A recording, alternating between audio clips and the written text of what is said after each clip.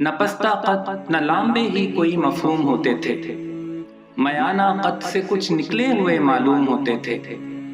مگر مجمع میں ہوتے تھے کبھی جب حضرت والا، نمایاں اور اونچا ہوتا تھا سروے قد بالا۔ وہ قامت نخل طوبہ بھی پہ تعظیم جھک جائے، وہ ایک شاہکار فطرت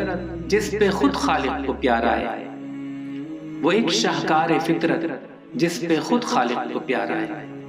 دوستو، حضرت انس رضی اللہ تعالی عنہ نے آقائے دو جہاں کی قامت رانا کو بیان کرتے ہوئے فرمایا، وَكَانَ رسول اللہ احسن الناس قواما،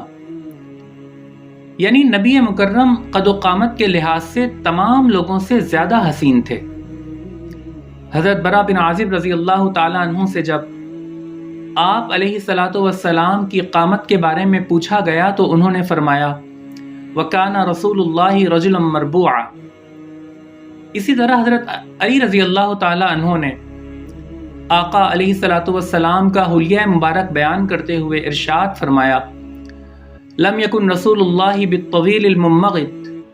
ولا بالقصیر المتردد وکان ربعۃ من القوم، یعنی ہمارے نبی علیہ الصلاۃ والسلام کا قد نہ تو بہت زیادہ دراز تھا اور نہ ہی آپ پست قد تھے، بلکہ آپ تمام لوگوں میں سب سے زیادہ معتدل قامت والے تھے۔ دوستو، اسی طرح حضرت حسن رضی اللہ تعالی عنہ نے ایک مرتبہ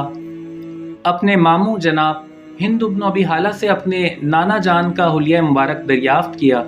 تو انہوں نے فرمایا، وَكَانَ رسول اللہ فخما مفخما، یعنی ہمارے نبی اپنی ذات کے لحاظ سے بھی شاندار تھے اور دوسروں کی نگاہوں میں بھی بڑے رتبہ والے تھے، اطول من المربوع واقصر من المشذب، اور ہمارے نبی مکرم کا قد مبارک بالکل متوسط قد والے آدمی سے کسی قدر طویل اور لمبے قد والے سے کم تھا۔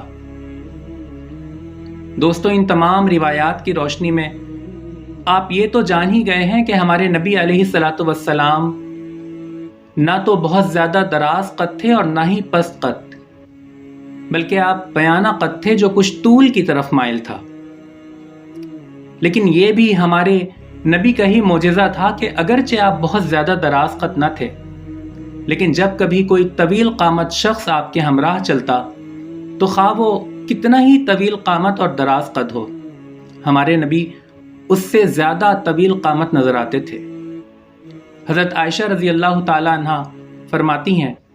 وَكَانَ يُنْسَبُ إِلَى الرَّبْعَةِ إِذَا مَشَى وَحْدَهُ، یعنی جب آپ تنہا چل رہے ہوتے تھے تو میانہ قد ہی سمجھے جاتے تھے۔ وَلَمْ يَكُنْ عَلَى حَالٍ يُمَاشِيهِ أَحَدٌ مِّنَ النَّاسِ يُنْسَبُ إِلَى الطُّولِ إِلَّا قَالَهُ رسول اللہ صلی اللہ علیہ وسلم، لیکن جب کبھی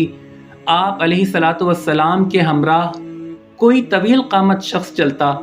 تو رسول اللہ اس سے زیادہ طویل قامت اور دراز قد نظر آتے تھے۔ دوستو، ہمارے نبی مکرم کے قد مبارک اور خوبصورت قامت کو کسی نے اشعار میں کیا خوب کہا ہے کہ نہ پستہ قد نہ لامبے ہی کوئی مفہوم ہوتے تھے، میانہ قد سے کچھ نکلے ہوئے معلوم ہوتے تھے، مگر مجمع میں ہوتے تھے کبھی جب حضرت والا، نمایاں اور اونچا ہوتا تھا سروے قد بالا۔ وہ قامت نخل طوبہ بھی پہ تعظیم جھک جائے، وہ ایک شاہکار فطرت جس پہ خود خالق کو پیارا ہے، وہ ایک شاہکار فطرت جس پہ خود خالق کو پیارا ہے۔